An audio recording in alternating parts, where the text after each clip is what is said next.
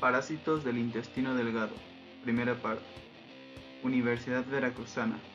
Facultad de Medicina, Región Veracruz. Experiencia educativa, parasitología.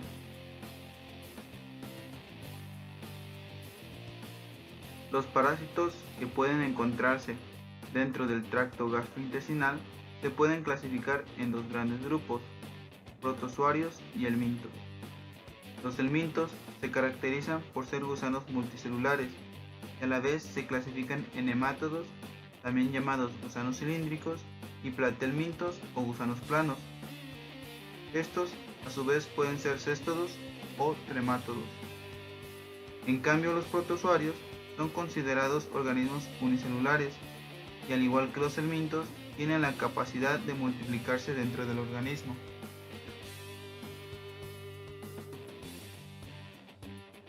Giardia lamblia. El género Giardia se compone de varias especies, entre las cuales destaca Giardia muris, que parasita aves y roedores, Giardia agilis, parásito de anfibios, y Giardia duodenale, también conocido como Giardia intestinales o Giardia lamblia, encargado de ser el parásito de mamíferos y en el ser humano.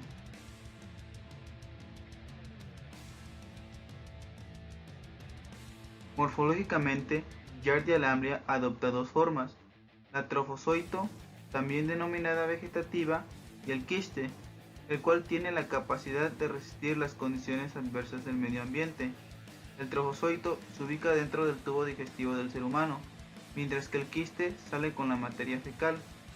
El trofozoito posee una simetría bilateral, piriforme, con un extremo anterior ancho y un extremo posterior delgado. Tiene un diámetro mayor que mide entre 12 a 15 micrómetros y un diámetro menor que mide entre 5 a 9 micrómetros. En su parte anterior posee un disco suctor con una parte central llamada axonema o axostilo, que tiene como función servir de esqueleto. En la posición donde está el disco suctor tiene dos núcleos idénticos y ovalados, y sobre el axonema se encuentran en las estructuras denominadas cuerpos basales.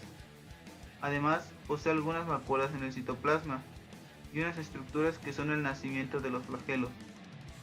El disco suctor es ligeramente cóncavo y está conformado por tubulina y giardina. Además, posee dos bordes y un surco paradiscal. El quiste es una estructura ovalada, pequeña, que puede medir desde 6 hasta 12 micrómetros. Posee una pared quística compuesta por una capa filamentosa externa y una membrana interna. En su interior contiene núcleos, generalmente 4 y hasta a veces 8. La giardiasis es un padecimiento que se encuentra con mayor frecuencia en niños. No tiene preferencia por algún sexo y la transmisión es por vía fecal-oral, con la participación activa del agua, la cual es contaminada a través de las heces. Asimismo, la prevalencia en países desarrollados va del 2 al 5% y en países subdesarrollados del 20 al 69%.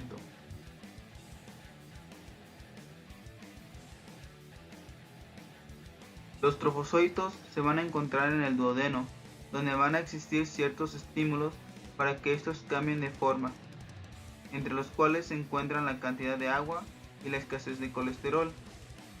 A medida en que viajan a través del intestino, van dejando su estado de trofozoito para convertirse en quiste. La forma infectante es el quiste y su fuente de infección es la materia fecal. El quiste se ingiere pasando por la parte alta del tubo digestivo.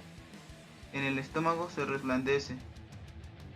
La pared quística se rompe y libera el trofozoito en el duodeno, en donde el trofozoito va a crecer y se va a fijar a la pared intestinal, además de multiplicarse por fisión binaria. Ahí vive hasta que es arrastrado por el tránsito intestinal. Además, van a existir ciertos factores que van a favorecer el crecimiento. Entre estos factores destacan las sales biliares y el colesterol, los cuales facilitan la colonización del duodeno y el yeyuno, y cerrando así el ciclo biológico.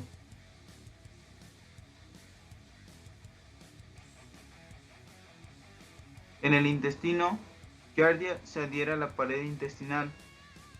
La adherencia del trofozoito al epitelio intestinal se produce por presión negativa del disco suctor, además de la participación de proteínas contráctiles. A la adhesión se le agrega la irritación de la pared, provocando alteraciones del epitelio intestinal. También hay participación de algunas enzimas de los trofozoitos y de algunas toxinas. Como consecuencia de estos mecanismos de daño, la pared secreta moco. En suma, la presencia de los parásitos produce daño a los enterocitos, mala absorción, atrofia de vellosidades, recambio acelerado de enterocitos y una alteración de la producción de enzimas. El periodo de incubación es de 12 a 19 días. Entre los datos clínicos destacan el dolor abdominal como el más característico, provocando un dolor epigástrico y postprandial inmediato. También provoca hiporexia, motivo por el cual muchos niños dejan de comer o comen menos. La materia fecal se vuelve muy olorosa. Puede existir diarrea con evacuaciones explosivas que pueden llegar a flotar. Se presenta meteorismo, náuseas, flatulencias, vómito y falta de incremento de peso, además de borborigmos. La duración de esta infección puede oscilar desde algunas semanas hasta varios meses. Existen también formas crónicas de la enfermedad, en las cuales el dolor abdominal incrementa durante la ingestión de los alimentos. Hay presencia de malestar general, astenia, adinamia, pérdida de peso, estreñimiento y en algunos casos intolerancia a la leche.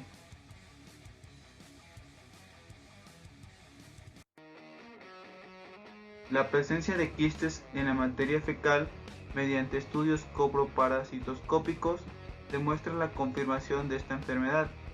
Sin embargo, la excreción de quistes no es permanente, por lo que se recomienda su estudio en 3 muestras o más. Otra manera de confirmar el diagnóstico es realizando un estudio del contenido duodenal. Para ello se utiliza una cápsula de Beal. Esta cápsula presenta en su interior un hilo trenzado de nylon y algodón. La cápsula y el hilo se tragan en ayuno y se dejan todo el día. 5 horas después se extrae el hilo que se ha pegado en la mejilla del paciente. Si el líquido es amarillo verdoso, es que llegó al duodeno. La cápsula se exprime y el material se lleva al microscopio para confirmar la presencia de trofozoitos. Asimismo, se puede recurrir al diagnóstico molecular con DNA de Giardia lamblia en materia fecal por reacción en cadena de polimerasa o PCR. Las posibilidades de tratamiento son muy variadas. Algunos de ellos son furazolidona, tinidazol, metronidazol, albendazol, entre muchos más. Ascaris lumbricoides. El adulto de Ascaris lumbricoides es de color rosado en vida y muerto se torna café o blanquecino. El macho tiene ligeramente encorvado la región posterior, mientras que la hembra tiene su cuerpo totalmente extendido. La hembra es mayor, mide entre 25 y 30 centímetros y tiene entre 6 a 6 milímetros de diámetro. Presenta una forma cilíndrica. Es de color blanco o rosado, con una cutícula quitinoide, una cintura genital y con una vulva o hendidura transversal. El macho es de menor tamaño y de menor grosor. Mide entre 20 y 15 centímetros de longitud y unos 2 o 4 milímetros de diámetro. Es de forma cilíndrica, de color blanco o rosado y está cubierto de una cutícula. En su extremo posterior está encorvado. Estos nemátodos se caracterizan por tener un aparato digestivo completo.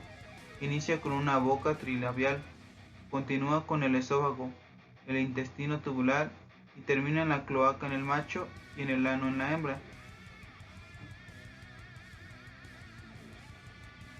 El huevo de este parásito mide entre 40 y 80 micrómetros de diámetro. Tiene una forma ovoide de color café y además posee una cápsula gruesa transparente, una membrana vitelina interna, una capa media y una capa externa. El huevo puede ser fecundado o no. Cuando no es fecundado es liberado por la hembra, mientras que el huevo fecundado es una forma un poco más esférica y tiene una doble cubierta. Ascaris lumbricoides es el parásito intestinal más grande del ser humano. La ascariasis tiene distribución cosmopolita. Además de eso, es frecuente en zonas cálidas y húmedas y tiene mayor prevalencia en preescolares y escolares. Su forma infectante va a ser el huevo larvado y el mecanismo de infección es la ingesta del mismo huevo.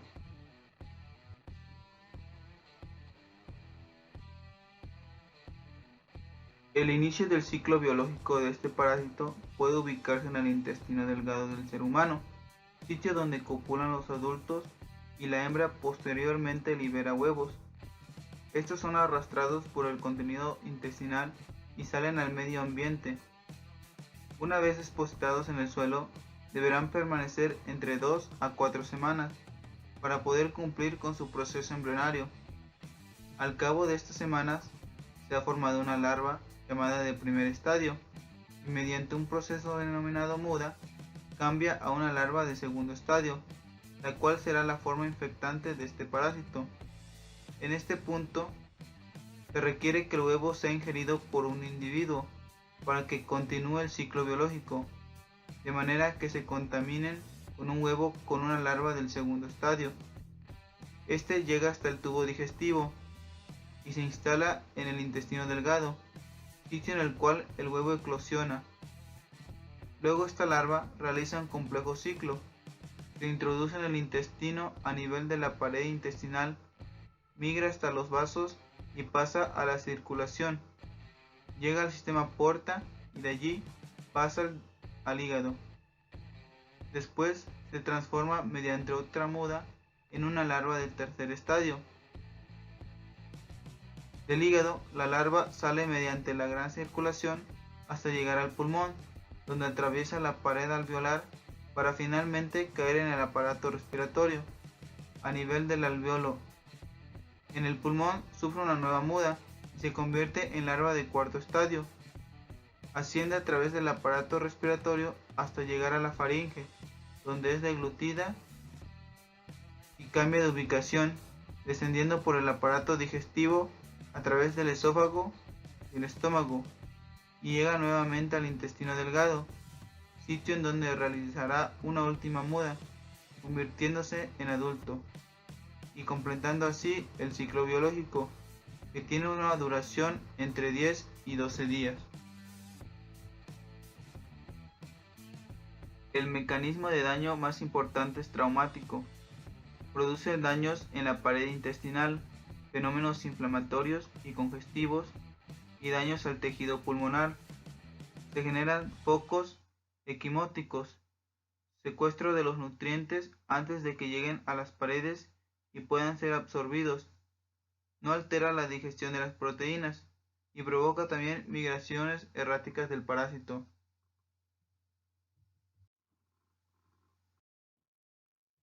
Las manifestaciones clínicas dependen en buena medida del número de parásitos durante la fase de migración. Algunos pacientes observan manifestaciones desde tos hasta un cuadro de insuficiencia ventilatoria. La fase intestinal del cuadro clínico estará determinada por la cantidad de parásitos en el intestino delgado. Algunas de las manifestaciones clínicas que puede presentar el paciente son dolor abdominal difuso, meteorismo, distensión abdominal y plenitud postprandial. Cuando hay complicaciones, estas se manifiestan como cuadros de suboclusión intestinal y puede haber perforación intestinal, vólvulo intestinal o apendicitis. También puede existir migraciones erráticas.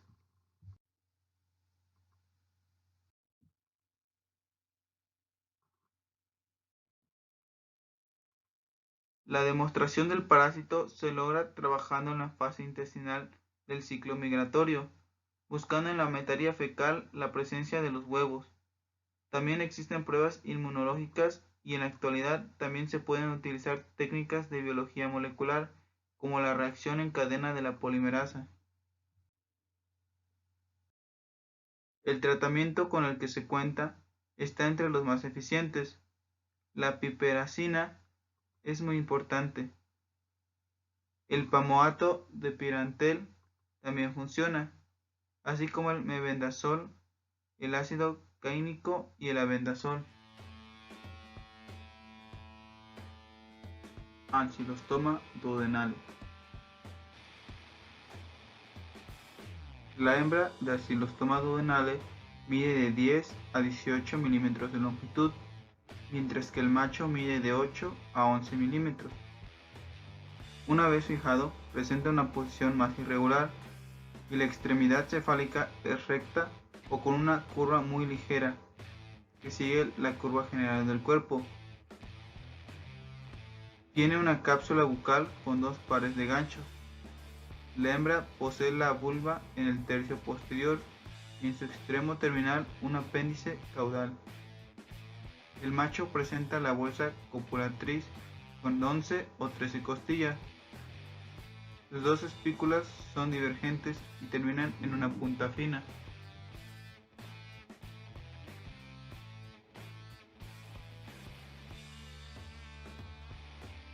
Como diagnóstico, principalmente se logra a través de un examen directo, la presencia de larvas en el primer estadio o un examen de líquido duodenal. El tratamiento antihelmíntico se establece fundamentalmente sobre la base de drogas, como el pamoato de pirantel, el mebendazol y el albendazol, entre muchos otros.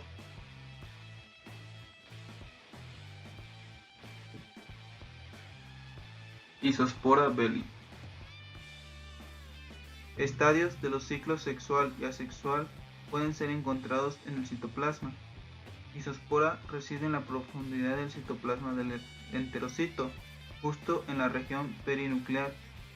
En los casos asintomáticos de isosporosis, la estructura de la mucosa intestinal suele estar conservada.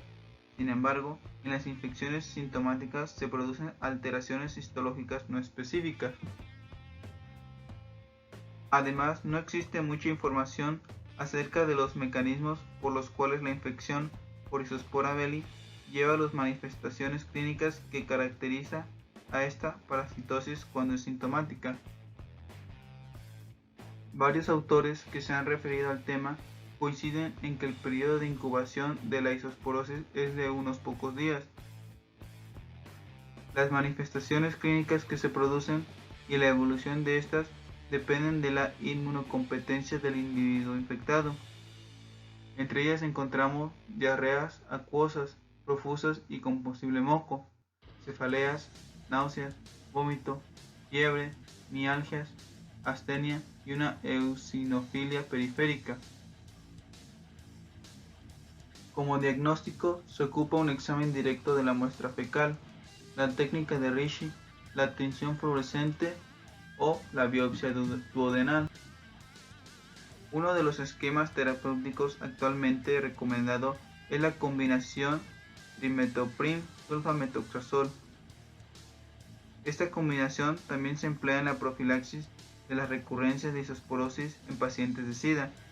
El tratamiento específico debe ser complementado con la rehidratación oral o endovenosa del paciente. Cryptosporidium. Durante su desarrollo, Cryptosporidium presenta varios estadios. El trofocito tiene 1.5 micrómetros, es esférico, presenta un núcleo, un nucleolo, citoplasma, un retículo endoplasmático y 4 membranas unitarias. El discosonte es esférico, mide entre 5 a 6 micrómetros, presenta 8 merozoitos y presenta una doble membrana delgada. El merozoito mide de 2 a 5 por 0.4 micrómetros, con doble membrana, retículo endoplasmático, ribosomas unidos y aparato de Golgi. Y por último, el oquiste es esférico, mide de 3 a 6 micrómetros, posee 4 esporozoitos, una doble membrana y residuo en citoplasma. En cuanto a su epidemiología, Cryptosporidium es cosmopolita. La transmisión es por fecalismo. Presenta portadores asintomáticos, está presente en animales y la transmisión animal-humano es muy frecuente.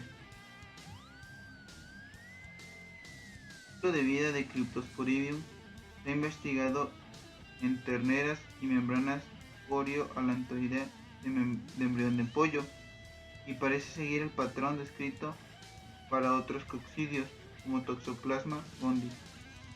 Cryptosporidium se considera un parásito monoxeno. Solamente necesita de un huésped para desarrollar su ciclo de vida. Su fase infectante son los oquistes maduros, que se expulsan en las heces de animales enfermos y están listos para infectar a otros animales sin sufrir transformación externa alguna. Cuando son ingeridos, los oquistes liberan esporozoitos. Es posible que el desenquistamiento sea favorecido por la digestión de la pared quística en el conducto gastrointestinal del nuevo huésped. Los esporozoitos liberados infectan las células epiteliales del intestino delgado para transformarse en lo que son trofozoitos. En la siguiente fase, los trofozoitos sufren 3 divisiones. Forman 8 merozoitos, formando una estructura a la cual se va a denominar exonte de primera generación. Posteriormente, los 8 merozoitos son liberados e infectan otras células epiteliales. En estas últimas cambian de forma, se redondean y sufren 2 divisiones nucleares, formando el exonte de segunda generación, que contiene 4 merozoitos. Los merozoitos de segunda generación son liberados y vuelven a infectar células epiteliales. En este momento ocurre la diferenciación sexual, en la cual se forman los microgametocitos y los macrogametocitos, que dan origen a los gametos. Los macrogametocitos presentan pequeñas modificaciones y se convierten en macrogametos. A su vez, los microgametocitos realizan varias divisiones nucleares y forman varios microgametos. El número exacto de microgametos se desconoce, pero se considera que pueden ser de 12 a 16. El microgameto se une al macrogameto para formar el cigoto, y este se desarrolla hasta formar un oquiste, para así completar el ciclo de vida. Cryptosporidium se localiza en la superficie de los enterocitos, en las vellosidades intestinales.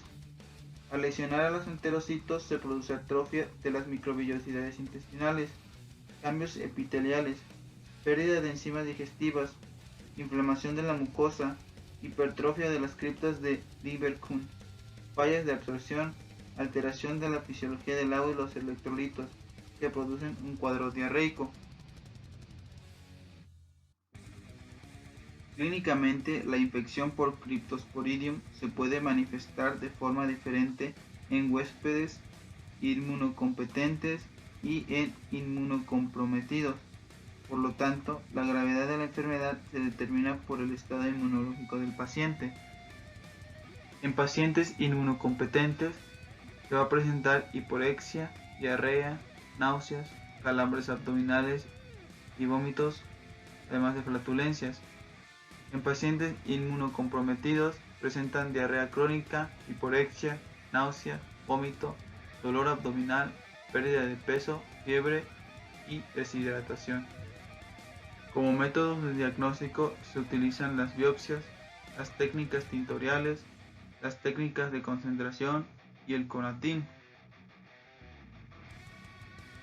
Este último permite teñir no solo al oquiste, sino aclarar y colorear el contenido de 4 esporozoitos, cuya observación no deja dudas en cuanto a la identificación del parásito. Como tratamiento se ocupa espiramicina, coccidiostáticos, antibióticos de amplio espectro y antihelmínticos. Bueno, y ya para terminar, quería hacer mención de algunos datos o algo que encontré en algunos artículos que estuve leyendo, ¿no?